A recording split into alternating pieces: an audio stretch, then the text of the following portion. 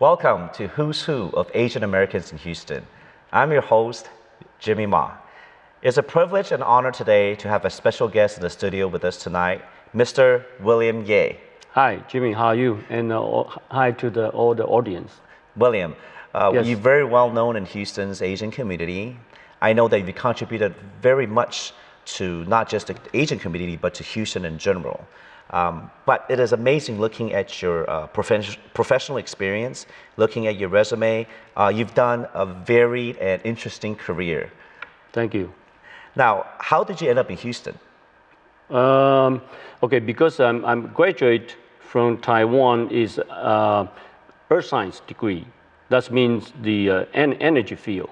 But you know, Taiwan is a very tiny, small country and lack of any resource. So ended up when I graduate, there's no job at all.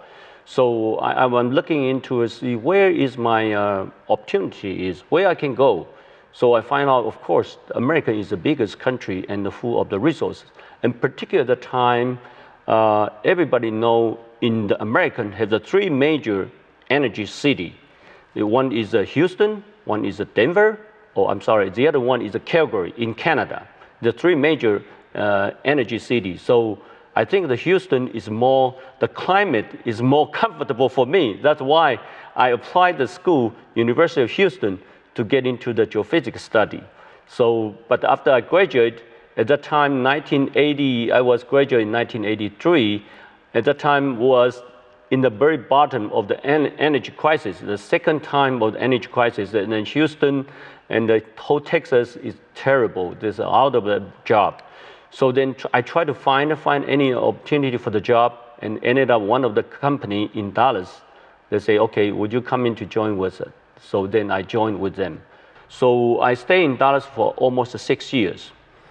And starting with the very little is called the energy analysis to analysis all the data, underground data. So, but at that time, go to about 1987, the company cannot survive because The overall market is just... It is very terrible. But if you remember, at that time, a lot of the saving and loan in Houston, everything wipe out at that time. That's the last time historians remember a true recession, a depression. Exactly. And real estate was so bad. For you to come during that time, that is actually... Yeah. So that was, I was in a small company. Yeah. So ended up this small company is acquired by another company in Houston. So they moved 3 people. When I joined the small exploration company, starting about 45 people, go to the tough time 1987, it's only 20 people left.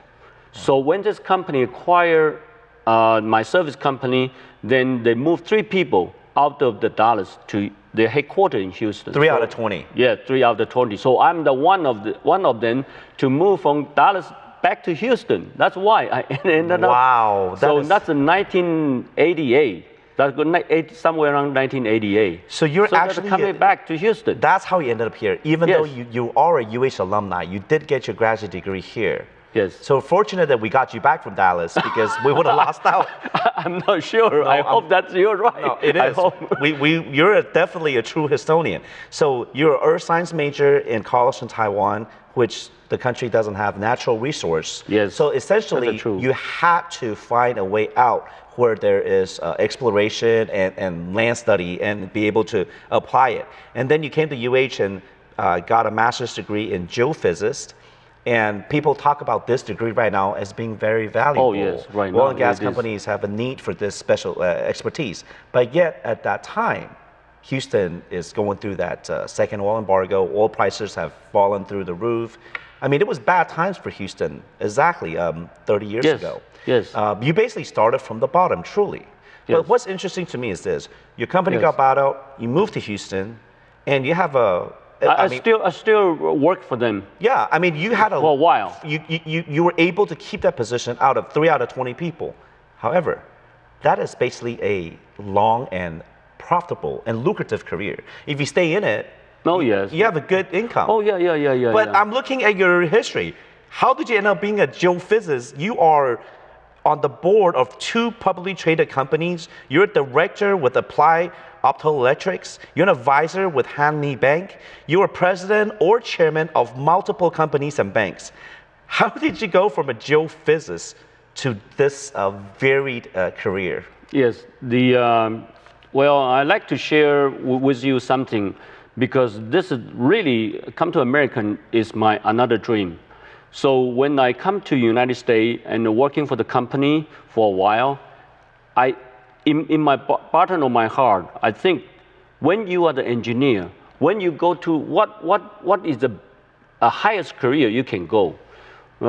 Some people say CEO, president or something, but for me, I look at some of the barrier right there because talking about the language itself, you have the accent, and then your writing and everything. I saw so many people, my relative, my brother-in-law, he's been Brown and Root for almost 40 years. So what is end up? His title still be the senior engineer. So it's very tough to go to the actually make a decision making of the management's position.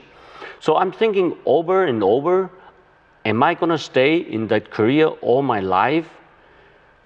I think the American is full of the opportunity.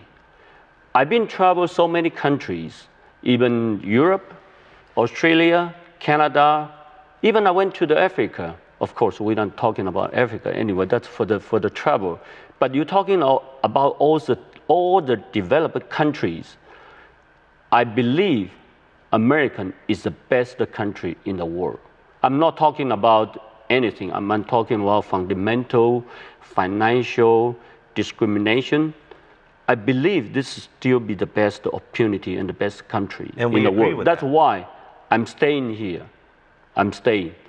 And after thinking over on those opportunities, I don't want to be ended up, all my title is a senior engineer. So I think I need to try to do something for myself. You want to break the mold. You want to be a decision maker, and you want to be in a position, basically to be in management, right? Exactly. But you see that there's a disadvantage starting out because of the fact that you are a student that immigrated here late in life. You have English is not your first language. You see all the obstacles ahead of you, but yet you understand that this is a land of opportunity. Yes. With the diversity we have in Houston, multicultural, you know that you have a chance if you try. So what is it? What decision did you make? So at that time, the company I'm working for is a public trading company too, and have very good benefit. Their benefit almost the same as the oil company is. So most of people say, well, that's a very good company. Why you want to quit? Because I've been talking to some other people. Well, I still try to convince them I don't want to do my own. Because in American, you have this kind of opportunity. You can do your own. So in 1989, I just quit the job. And of course, I need to trade all those stock the company give to me because it's a public company. When I rejoin with them, they accrue all those the year what been working on the prior company. So I using that little money to start with a trading company for the trading, importing the stuff. Import-export company? Yes. You started your own? Yes, I started Well, that is a big risk. You have a family then already? Yes, I got two little young kids. children. Yes. Wow, that's a big risk. But it obviously worked out. Yes. So you started with a trading company. I started with a trading company. And the trading company, I've been expanded to San Antonio. I have the store in San Antonio. I've stored in Atlanta. Even go to the Central American, Guatemala too. So at that time I travel a lot. This is Japan Auto Engines? Yes, that's for the Japan Auto Engine. I starting the import parts, auto parts from Japan. Wow. Not from Taiwan or any other place. Directly. Because at that time, 1980 something, all the Japanese car, I think the Japanese come to United States market is on 1980, somewhere 1980. So at that time, 89 is about the time to retire some of the parts. So I'm starting to working on that field. So that's about 89. Well, then you're a true visionary. For you to see that, I remember in the early 90s is when they came out with the luxury brands like Lexus. And then that's early 90s, like 91, 92. So you had the foresight to invest in something that hasn't truly happened yet. You saw the big picture, which is important. You didn't look just directly, you look at the big picture. So you actually planned this. Yeah, but it take me about a year. Yeah, Still a big risk. Yeah, to set it up. And then from then on, you went on to become a director and co-chairman of a very well-known local bank. Yeah, because at that time, I think this is the first Asian American bank in Houston. They call Asian American National Bank. It's formed in the 1985. So when about in 1990 or 91, somewhere around that neighborhood, they kind of short of the capital. So the people what I know in the communities, they say, well, would you come to join with us? So then I started to join as a director, as an investor and the director, to gradually get into the financial industry. So that's the start with it. Yeah. So your educational background is a geophysicist. Yes. I mean, you went from, you probably had to, you're a self-learner then. You learned a lot on your own. You had the research, you had the foresight from geophysicists, and then you switched to import-export trading, being a business owner. And then you went into banking, and then you, not just any bank, you didn't just invest. You're not a silent investor. You became director of the bank directly, and you learned it on your own. Yes. At that time, learn it when you're working and then also learning at the same time.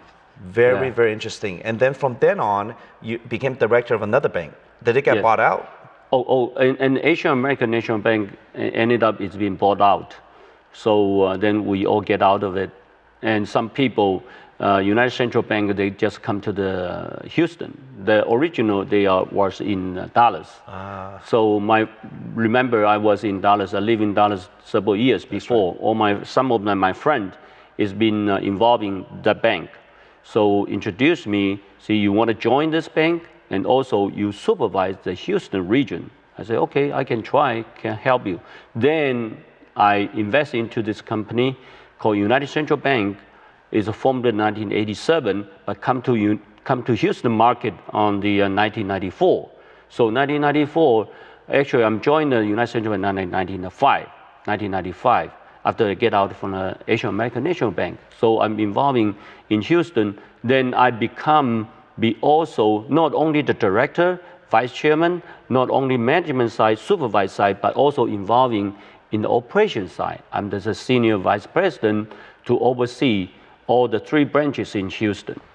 Yeah. Wow, William, this is it's so unheard of to go from investor to operation side and to be able to do a good job at it too, because obviously it grew enough to be bought out again. You've done well, am I right? I mean, every bank you've went in, you've basically timed the ship, as director or as management, timed the ship and done well, and went ahead and got it bought out. So we're going to take a very quick break. But this is very interesting because we're only halfway through your career here, and you've already done so much. Thank you. So let's take a short break. When we come back, we'll continue listening to William Ye's amazing journey here in Houston.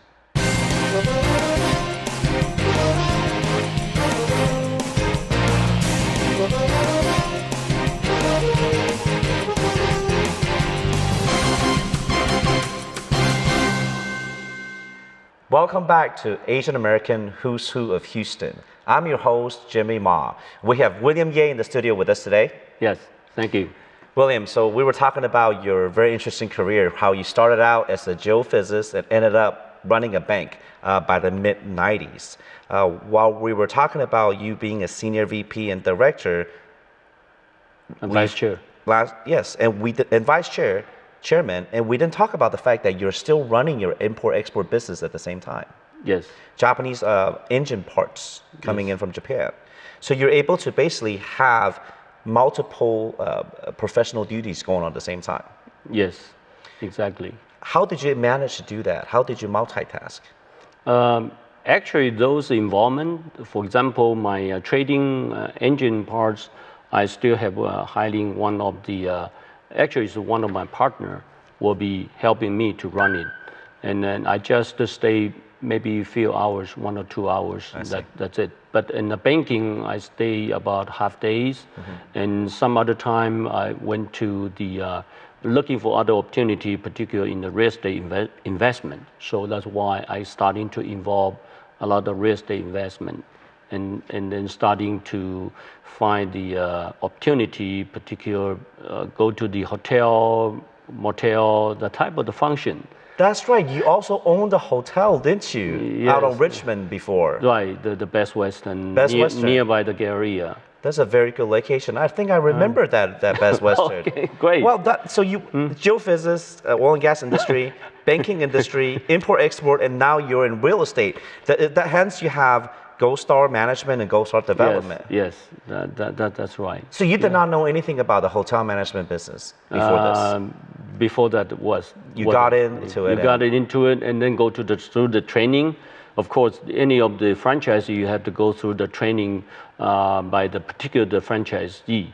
So I went there, all the training and everything. Of course, I still need to hire the professional general manager to run it for me.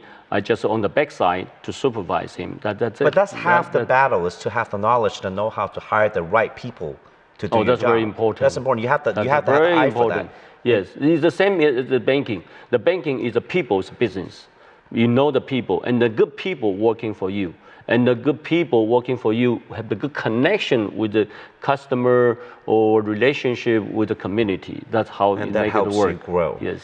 So you went to Best Western, land management, real estate development, and you also became a director of another publicly traded company, Applied Optoelectrics. Could you tell our audience a little bit about that? Yeah, that was the technology company, particularly in the laser diodes. We are talking about and all those internet and everything. This is the major stuff.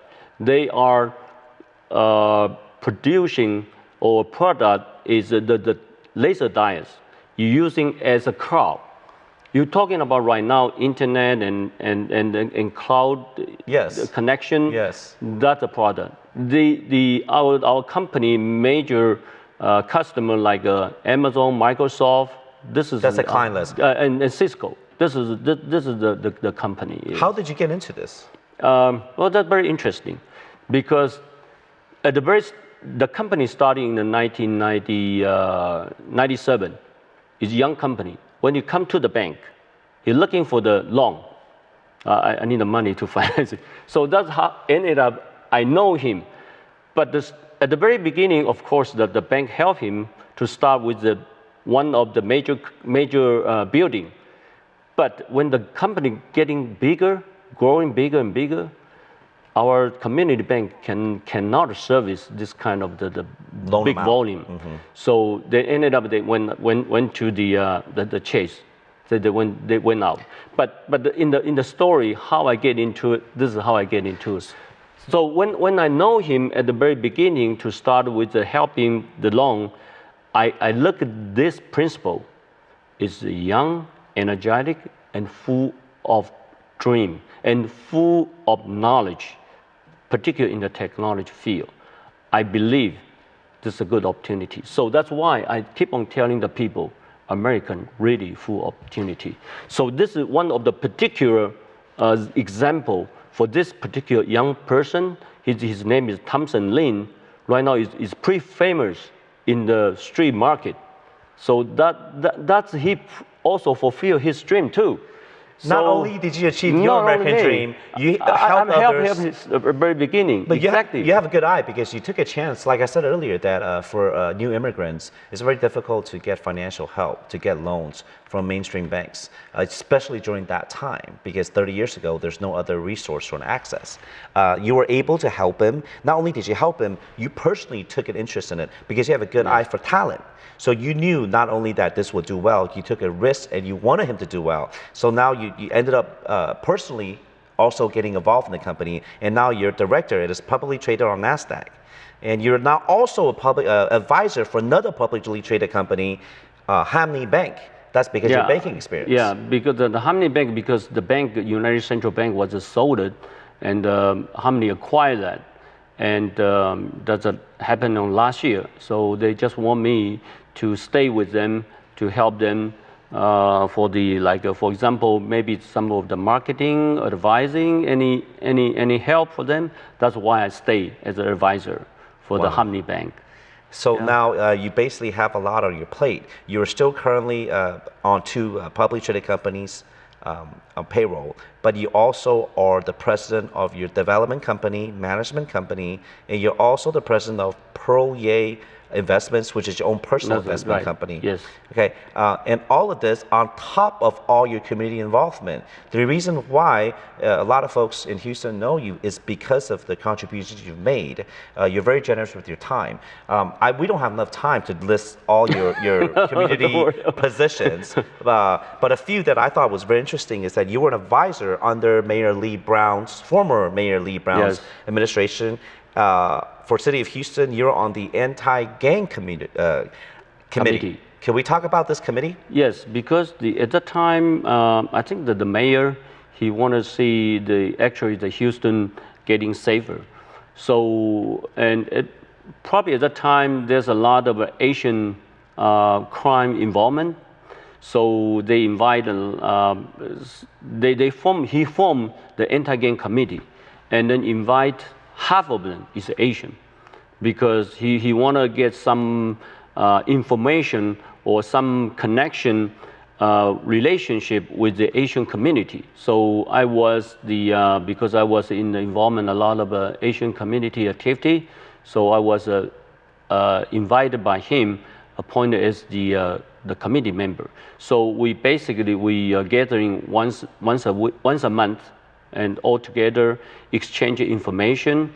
Sometimes mayor was there, sometimes he was there, but most of the police relationship, the people was with us with the meeting. What year ago? How long ago was this? What year was it? Oh, maybe I think around 10 years ago. 10 years ago? 10 years ago, yeah. Because we have to congratulate on the success of this committee, because obviously we no longer have a Asian gang or crime issue anymore. Right. I remember that keep on reducing. Yes, it's being reduced. In Alief, particularly in Bel Air or in downtown, the old Chinatown, there have always been an element of crime because of the surrounding neighborhoods and because of we do have new immigrants and whatnot, and that happens. But now Houston has one of the safest Chinatowns in all of the continental North America, and we want to thank you for that help, because that made a difference. Yeah, but I don't think the current mayor had this committee. No, not anymore, because like I said, there's not a crime or gang issue in the Asian community anymore. Right. And we hope we don't have to form it again, right? Because that's a good thing. Yes. So not only that, you also are very involved right now, particularly this year in 2015. You've done a lot and to commemorate a very big issue that a lot of us as Americans have not properly paid respect to, which is the 70-year anniversary of World War II. Yes, because right now in our Asian community, because there's a lot of Asian American, I'm talking about Asian American even involved in the World War II. That's right. So for example, Flying Tiger, everybody know. The Flying Tiger has been helping in China in World War II, but the Flying Tiger actually is a volunteer. It's not an American military troop or something directly sent to the China. The World War II theater, Pacific China. Theater. That's right. So those Asian American people joined to the military, but the transfer to Flying Tiger being served in China. So those people right now, there's still a lot of people, not only American, Caucasian itself, also Asian American. So we like to honor them. It's been served during the World War II. It's been fighting in the Asian territory. William, that is a great cause, because what a lot of our audience don't know is this is a foregone part of World War II, because United States, we did not declare war officially with Japan until Pearl Harbor. But before that, we're already at war because we're allies with Republic of China. We're part of the allies fighting against the axis of evil. Japan had basically invaded all of Asia for 8 or 9 years prior to us declaring war. Right. So in order for us to help our allies in Asia, we had to ask volunteer pilots to sacrifice themselves to basically go to Asia and fight unofficially, not for the United States. Without the true support of our entire military. And these are true heroes. These are American heroes, no matter what background they are. They could be of Native American descent. Yes, they could be exactly. African American, Hispanic American. It doesn't matter. They volunteer to fight. But officially, they're not recognized. And their honor is not properly due. We need to do more for them. And this is what you're doing right now. Yes, that's what I'm doing. We've been, we actually have the forming one of the committee and to organize all the activities. So actually what I'm talking about in Chinatown area, we might have the 8 activity. One is going to be coming on the April 20. We're going to be honor all those Asian American service people been fighting in China. So at the World War II. So we're going to be honor them. And some of the, we're going to have some kind of the picture display during the World War II in the University of Houston downtown campus. That's going to be on the July 7 to July, I think July 7 to July 14. We're going to have 2 weeks, somewhere around 2 weeks. It's going to be a lot of picture display in the University of Houston downtown campus. Where will we be able to find more information on efforts to recognize the heroes from World War II for American pilots that went out there? Actually, you mean the website? Yeah, a website or a phone number. Where can we find more info to be more involved? Actually website we didn't set it up. That's a very but that's apologize. fine. But that's fine. We can always contact you to find you for more information because there will be a lot of veterans out there, the forgotten heroes that would want to involve. Because if we don't do anything now in 2015, more and more they're getting older and older, and a lot of value is going to be lost. A lot of the honor, they deserve to be honored while they're still here. Yes. So I think you can put the information. For example, my personal contact also. If somebody want to be know about this, of course later on we will set up the website to announce that everybody can get onto it and then looking what kind of program we have it. Good. Yes. This is something that we need the community to know about. Yeah. So not only are you involved in helping recognize these veterans from World War II, you are also on a lot of professional organizations such as the Hotel and Motel Association of Houston. You're very involved in Overseas Chinese Affairs Committee for Taiwan, for Republic of China. And the Double 10 Celebration Planning Committee, which is to celebrate the birth of Republic of China, which is the allies that fought against Japan with the United States, exactly. in World War II, and that still is an ally now. And that you were able to have a parade on Bel Air in Chinatown for 3 years counting. Yes. So because at that time, I believe, do you know the Cinco de Mayo, right? Yes, I do, of course. Cinco de Mayo, of course, that's the Mexican Independent Day. That's right. So all the parade in the downtown the newspaper talking about this Cinco de Mayo. That's right. Heritage also their parade. I'm thinking at that time I was the chairman of the Double 10 Celebration Committee. So Cinco de Mayo is May 5th. If you times 2, that's going to be 10 and 10. That's a double 10, right?